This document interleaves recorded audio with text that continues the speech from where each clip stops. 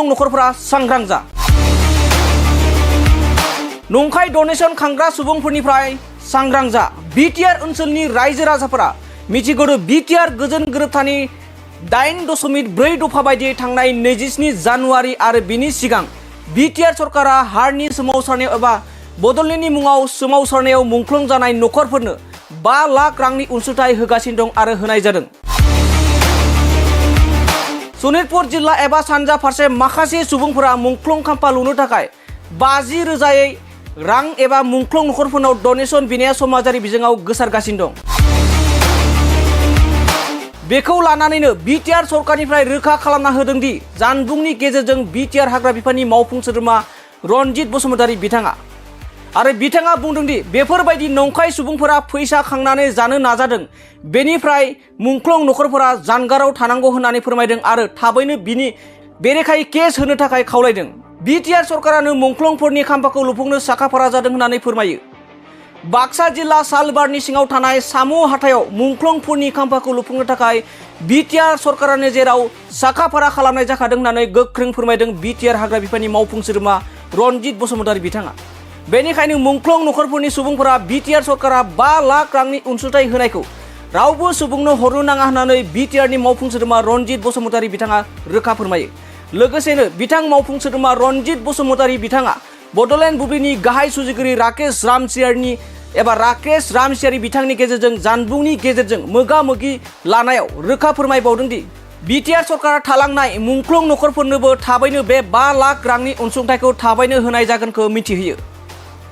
दानिया फैदों बड'लेण्ड बुब्लिनि गाहाय सुजुगिरि राकेश रामसियारि लोगोसे बिटिआर हाग्रा बिफाननि मावफुं सोद्रोमा रनजित बसुमतारी बिथांमोननि गेजेराव जानबुंनि गेजेरजों मा फोरमायखो जों आबुङै मिथिना लानि। खुलुमबाय। औ जों खोनानो मोनदों जे नैबे मुंख्लं नखरफोरनि जे फैसा लानाय बा 50,000 फैसा लानानै जे गुबुन गुबुन जायगायाव जे सानजा फारसे बिखेखै सनितपुर साइडखै बे बेसेबां सैथो? बाथ्राया नंखायद्राय नङा। जोंनिसिम खबर सफैगासिनो दङ जे जोंनि दाखालिसो होनाय एक्स ग्रेसिया बे एक्स ग्रेसिया मोननाय नखरफोरनिफ्राय माखासे मानसिया मुंख्लं खाम्फा लुना होनो होननानै साफ्रोमबो एक्स ग्रेसिया मोनग्राफोरनिफ्राय 50,000 दा डनेशन खांनायनि बाथ्रा बुंगासिनो दङ। जोंनिफ्राय खबर हरगासिनो दङ, जोंनिसिम सफैदों। गतिके जों नोंथांनि मिडियाजों बे बाथ्राखौ बुंनो मोननानै गोजोननाय मोनदों जे जोंनि समाजाव बेफोरबायदि दुरन्धर दालाल मानसि गोबां दङ। नंखायनो रायजो राजाफ्रा सांग्रां जानांगौ आरो जाय मानसिफ्रा जाय मुंख्लं नखरफ्रा बे एक्स ग्रेसियाखौ मोनदों 5 लाखखौ, बिथांमोननिसिम जोंनि सरकारनिफ्राय खावलायनाय जे रावबो पास फैसाबो हरनो नाङा आरो बेवहाय रावनिबो आखाइ गैया। बेखौ गभर्नमेन्टआ खामानिखौ मावफुंगासिनो दङ। जायफ्रा मोननो गोनां बिसोरबो लासैनो मोनलांबाय थागोन। जाय मोनग्रोदों रावनोबो हरनो नाङा। बियो मुंख्लं खाम्फा लुनायनि मुङाव जोंनि सरकारा अलरेडि माबायावहाय मा होनो बाक्सा सालबारि एरियायाव साम' हाथाइ होननाय मोनसे हालामाव सेमिट्रि लुनायनि मोनसे टारगेट लाखाबाय। बेवहाय गासैबो मुंख्लंफ्रानो बर'नि मुंख्लं जोहोलावफोरनि मुङानो बेवहाय थिसनजागोन। मांखरसालिया बेवहाय गायसनजाजोबखागोन। गतिके बेखौ लानानै गोबां मानसिया गेम गेलेनो हागौ, सोरखौबा थगायनानै जाग्रा ग्रुप ओंखारनो हागौ। बिनि थाखाय सांग्रां जानो थाखाय नोंथांनि मिडियानिजों मिडियानि गेजेरजों आं फोरमायहरनाय थाबाय। माब्लायालागै बे जाफुंगोन जिहेथु नैबे मुंख्लं नखरनि बा मुंख्लंफोरनि जे एक्स ग्रेसिया बिथांमोना मोनाखै, बिथांमोनाबो बुंबाय थादों जे मोननायनि बाथ्राखौ। ओरैनो 197निया दा जोंना रेडि जानानै दंखायो। बे आसाम गभर्नमेन्टआ रांखौ जेब्ला हरगोन अब्लानो जोङो होगोन। टटेल जोंनियाव 3,111 मुंख्लंफोर दङ। बेनिनो गिबियाव जोङो 40सा होदों, नैथियावहाय जोङो 201सा होदों, दाखालि 200 होबाय, एबार 197 रेडि जानानै दंखायो। बेफोरबायदिनो जोङो ग्रेजुवेलि होलांबाय थागोन। नैबे मुंख्लं खाम्फा लुनायनि जे बाथ्रा, दा बेखौ लानानै जे 50,000 खांनायनि जे बाथ्रा बेवहाय ओंखारदों, दा बे औ बिथिङाव जिहेथे सोरखारा लुनायनि बाथ्राखौ बुंदों दा माब्लायालागै जागोन बेयो जाफुंगोन? ओरैनो बेखौ प्रजेक्टखौ बानायखाबाय। उम, दा गभर्नमेन्टआ उम, बे जेरावहाय जोंनि एकर्डनि जोंहा मोननो गोनां जि 1,500 कोटि रां, बे 1,500 कोटिनि रांजोंनो जोङो बे खामानिखौ मावफुंनाय जागोन। उम। गतिके DPR आ बेसेबां गिदिरसिम जायो बे DPR नि सायाव दिपेन्ड जागोन।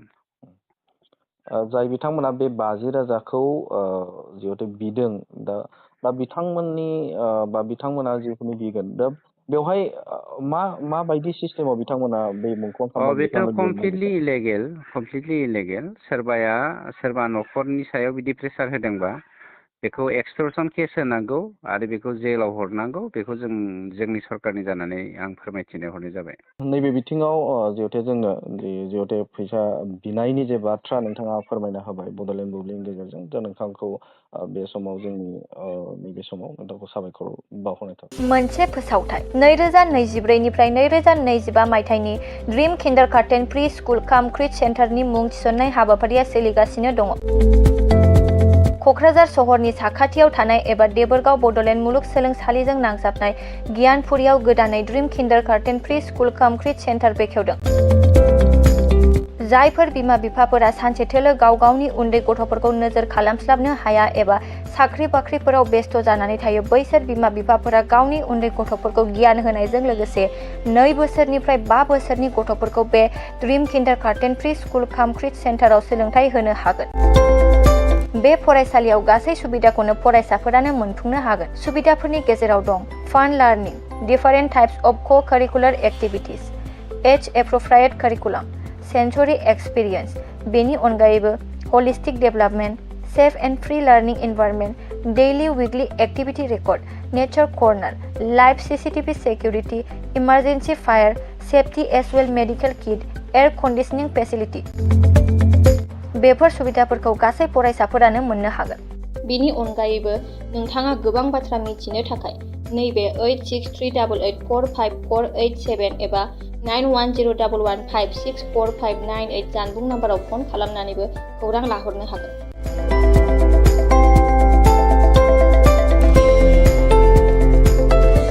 नोंथांनियाव सोरबाफोर मुंख्लं लुफुंनायनि मुङाव डनेसन बिदों नामा? सांग्रां जा, बेनि सायाव साफ्रोमबो मुंख्लं नखरफोरा सांग्रां जा। नंखाय डनेसन खांग्रा सुबुंफोरनिफ्राय सांग्रां जा। बिटिआर ओनसोलनि रायजो राजाफोरा मिथिगौ बिटिआर गोजोन गोरोबथानि 8.4 दफा बायदियै थांनाय 27 जानुवारि आरो बिनि सिगां बिटिआर सरकारा हारनि सोमावसारनायाव एबा बड'लेण्डनि मुङाव सोमावसारनायाव मुंख्लं जानाय नखरफोरनो 5 लाख रांनि अनसुंथाइ होगासिनो दं आरो होनाय जादों।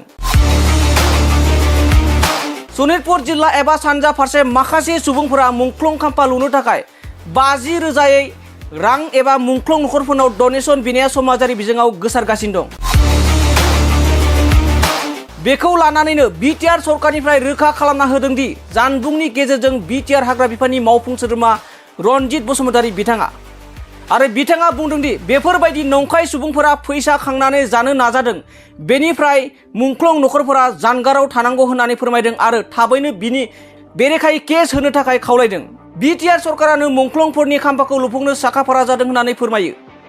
बाक्सा जिल्ला सालबारनि सिङाव थानाय सामु हाथायाव मुंख्लंफोरनि खाम्फाखौ लुफुंनो थाखाय बिटिआर सरकारानो जेराव साखाफारा खालामनाय जाखादों होननानै गोख्रों फोरमायदों बिटिआर हाग्रा बिफाननि मावफुं सोद्रोमा रनजित बसुमतारी बिथाङा।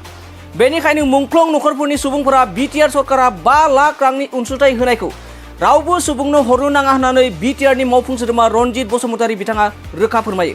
लोगोसेनो बिथां मावफुं सोद्रोमा रनजित बसुमतारी बिथाङा बड'लेण्ड बुब्लिनि गाहाय सुजुगिरि राकेश रामसियारि बिथांनि गेजेरजों जानबुंनि गेजेरजों मोगा-मोगि लानायाव रोखा फोरमायबावदों दि बिटिआर सरकारा थालांनाय मुंख्लं नखरफोरनोबो थाबैनो बे 5 लाख रांनि अनसुंथाइखौ थाबैनो होनाय जागोनखौ मिथिहोयो।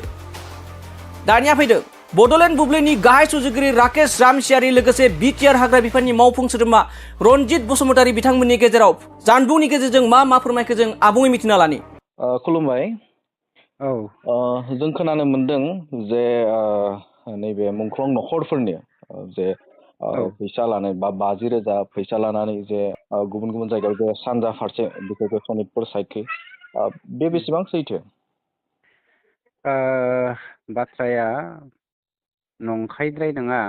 जोंनिसिम खबर सफैगासिनो दङ जे जोंनि दाखालिसो होनाय एक्स ग्रेसिया बे एक्स ग्रेसिया मोननाय न'खरफोरनिफ्राय माखासे मानसिया मुंख्लं खाम्फा लुना होनो होननानै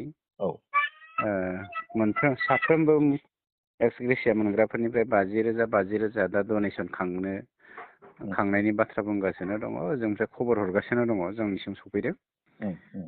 गतिके जों नोंथांनि मिडियाजों बे बाथ्राखौ बुंनो मोननानै गोजोननाय मोनदों जे जोंनि समाजाव बेफोरबायदि दुरन्धर दालाल मानसि गोबां दङ। नंखायनो रायजो राजाफ्रा सांग्रां जानांगौ आरो जाय मानसिफ्रा जाय मुंख्लं न'खरफ्रा बे एक्स ग्रेसियाखौ मोनदों 5 लाखखौ, बिथांमोननिसिम जोंनि सरकारनिफ्राय खावलायनाय जे रावबो पास फैसाबो हरनो नाङा आरो बेवहाय रावनिबो आखाइ गैया। बेखौ गभर्नमेन्टआ खामानिखौ मावफुंगासिनो दङ। जायफ्रा मोननो गोनां बिसोरबो लासैनो मोनलांबाय थागोन। जाय मोनग्रोदों रावनोबो हरनो नाङा। बियो मुंख्लं खाम्फा लुनायनि मुङाव जोंनि सरकारा अलरेडि माबायावहाय मा होनो बाक्सा सालबारि एरियायाव साम' हाथाइ होननाय मोनसे हालामाव सेमिट्रि लुनायनि मोनसे टारगेट लाखाबाय। बेवहाय गासैबो मुंख्लंफ्रानो बर'नि मुंख्लं जोहोलावफोरनि मुङानो बेवहाय थिसनजागोन। मांखरसालिया बेवहाय गायसनजाजोबखागोन। गतिके बेखौ लानानै गोबां मानसिया गेम गेलेनो हागौ, सोरखौबा थगायनानै जाग्रा ग्रुप ओंखारनो हागौ। बिनि थाखाय सांग्रां जानो थाखाय नोंथांनि मिडियानिजों मिडियानि गेजेरजों आं फोरमायहरनाय थाबाय। माब्लायालागै बे जाफुंगोन जिहेथे नैबे मुंख्लं न'खरनि बा मुंख्लंफोरनि जे एक्स ग्रेसिया बिथांमोना मोनाखै, बिथांमोनाबो बुंबाय थादों जे मोननायनि बाथ्राखौ। ओरैनो 197निया दा जोंना रेडि जानानै दंखायो। बे आसाम गभर्नमेन्टआ रांखौ जेब्ला हरगोन अब्लानो जोङो होगोन। टटेल जोंनियाव 3,111 मुंख्लंफोर दङ। बेनिनो गिबियाव जोङो 40सा होदों, नैथियावहाय जोङो 201सा होदों, दाखालि 200 होबाय, एबार 197 रेडि जानानै दंखायो। बेफोरबायदिनो जोङो ग्रेजुवेलि होलांबाय थागोन। नैबे मुंख्लं खाम्फा लुनायनि जे बाथ्रा, दा बेखौ लानानै जे 50,000 खांनायनि जे बाथ्रा बेवहाय ओंखारदों, दा बे बिथिङाव जिहेथे सोरखारा लुनायनि बाथ्राखौ बुंदों, दा माब्लायालागै जागोन बेयो जाफुंगोन? ओरैनो बेखौ प्रजेक्टखौ बानायखाबाय। दा गभर्नमेन्टआ बे जेरावहाय जोंनि एकर्डनि जोंहा मोननो गोनां जि 1,500 कोटि रां, बे 1,500 कोटिनि रांजोंनो जोङो बे खामानिखौ मावफुंनाय जागोन। गतिके DPR बेसेबां गिदिरसिम जायो बे DPRनि सायाव दिपेन्ड जागोन। जाय बिथांमोना बे 50,000खौ जिहेथु बिदों, दा बिथांमोननि बा बिथांमोना जिखुनु बिगोन, दा बेवहाय माबायदि सिस्टेमाव बिथांमोना बे मुंख्लं खाम्फा बेथ' कमप्लिटलि इलेगेल। सोरबा न'खरनि सायाव बिदि प्रेसार होदोंबा बेखौ एक्सटर्सन केस होनांगौ आरो बेखौ जेलाव हरनांगौ। बेखौ जोंनि सरकारनि जानानै आं फोरमायथिनो हरनाय जाबाय। नैबे बिथिङाव जिहेथु जोंनो जिहेथु फैसा बिनायनि जे बाथ्रा नोंथाङा फोरमायना होबाय बड'लेण्ड बुब्लिनि गेजेरजों, दा नोंथांखौ बे समाव जोंनि नैबे समाव नोंथांखौ साबायखर बावहरनाय थाबाय। मोनसे फोसावथाय 2024निफ्राय 2025 मायथाइनि ड्रिम किन्डारगार्टेन प्रि स्कुल काम क्रिट सेन्टारनि मुं थिसननाय हाबाफारिया सोलिगासिनो दङ। क'क्राझार सहरनि साखाथियाव थानाय एबा देबोरगाव बड'लेण्ड मुलुगसोलोंसालिजों नांजाबनाय गियानपुरियाव गोदानै ड्रिम किन्डारगार्टेन प्रि स्कुल काम क्रिट सेन्टार बेखेवदों। जायफोर बिमा बिफाफोरा सानसे थोलो गाव गावनि उन्दै गथ'फोरखौ नोजोर खालामस्लाबनो हाया एबा साख्रि बाख्रिफोराव बेस्थ' जानानै थायो, बैसोर बिमा बिफाफोरा गावनि उन्दै गथ'फोरखौ गियान होनायजों लोगोसे 2 बोसोरनिफ्राय 5 बोसोरनि गथ'फोरखौ बे ड्रिम किन्डारगार्टेन प्रि स्कुल काम क्रिट सेन्टाराव सोलोंथाइ होनो हागोन। बे फरायसालियाव गासै सुबिदाखौनो फरायसाफोरानो मोनफुंनो हागोन। सुबिदाफोरनि गेजेराव दं fun learning, different types of co-curricular activities, as appropriate curriculum, sensory experience. बेनि अनगायैबो holistic development, safe and free learning environment, daily weekly activity record, nature corner, live CCTV security, emergency fire, safety as well medical kit, air conditioning facility. बेफोर सुबिदाफोरखौ गासै फरायसाफोरानो मोननो हागोन। बिनि अनगायैबो नोंथाङा गोबां बाथ्रा मिथिनो थाखाय नैबे 8638454887 एबा 9101156458 जानबुं नाम्बाराव फन खालामनानैबो खौरां लाहरनो हागोन।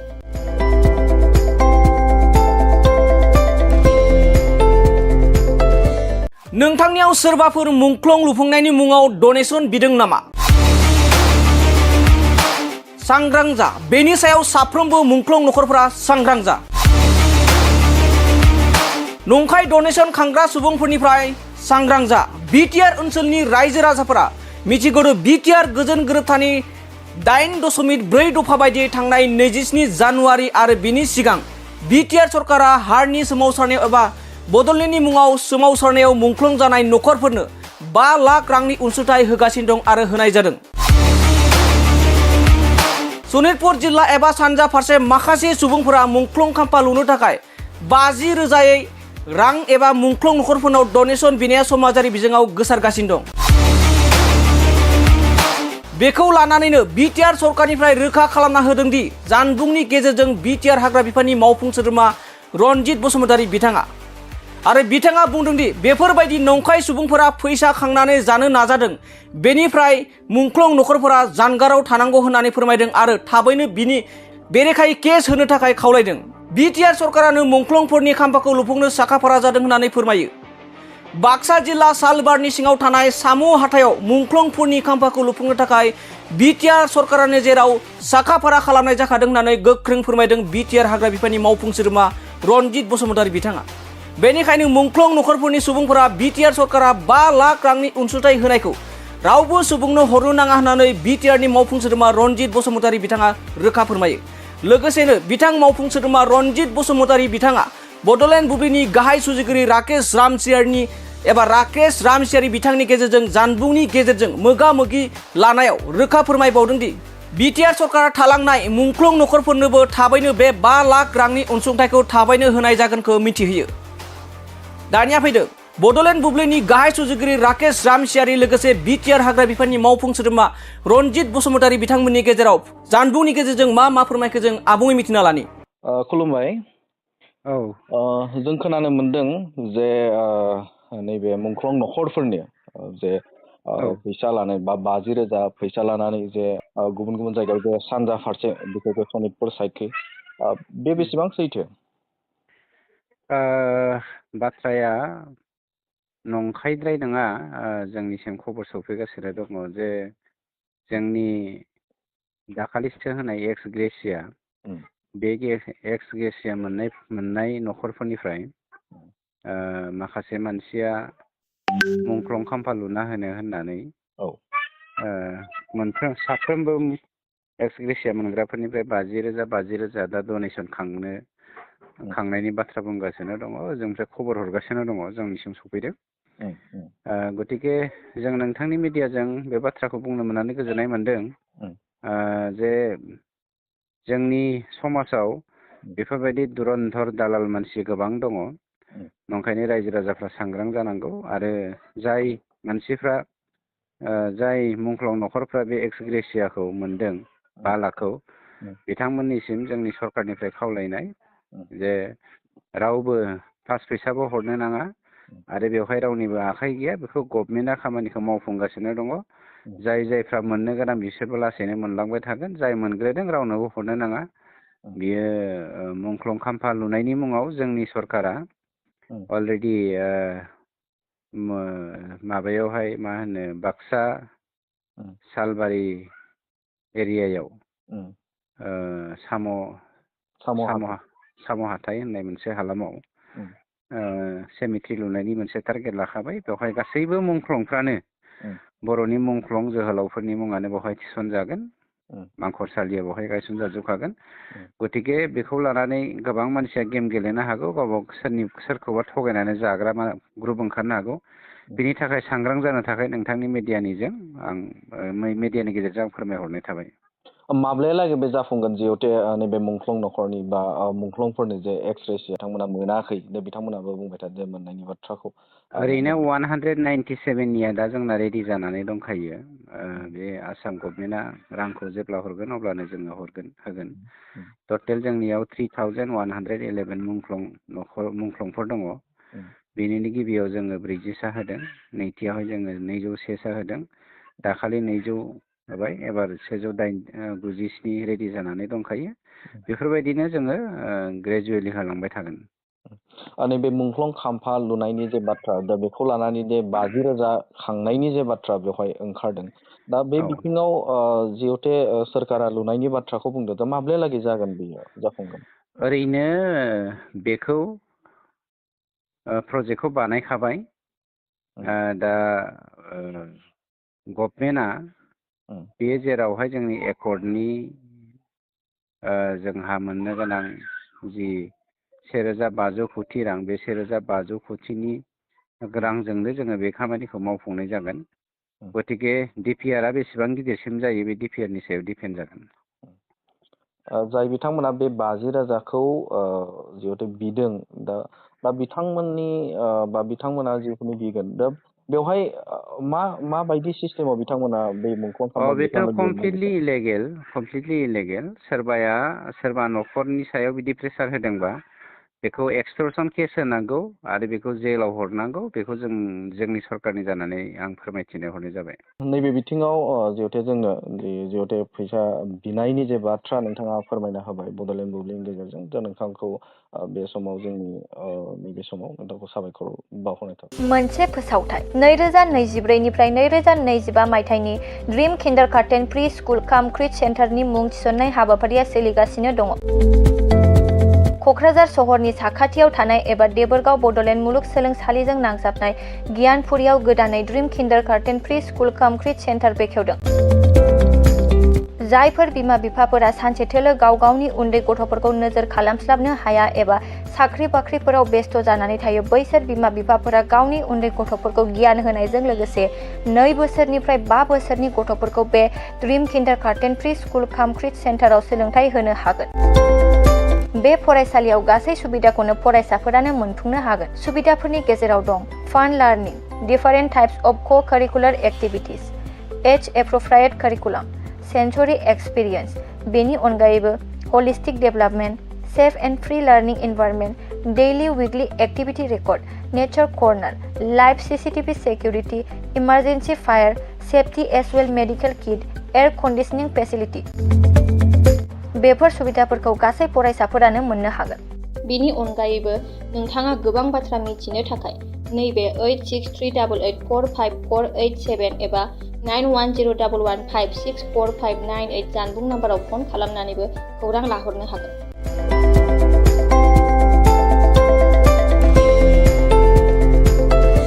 नोंथांनियाव सोरबाफोर मुंख्लं लुफुंनायनि मुङाव डनेसन बिदों नामा? सांग्रां जा, बेनि सायाव साफ्रोमबो मुंख्लं नखरफोरा सांग्रां जा। नंखाय डनेसन खांग्रा सुबुंफोरनिफ्राय सांग्रां जा। BTR ओनसोलनि रायजो राजाफोरा मिथिगौ BTR गोजोन गोरोबथानि 8.4 दफा बायदियै थांनाय 27 जानुवारि आरो बिनि सिगां BTR सरकारा हारनि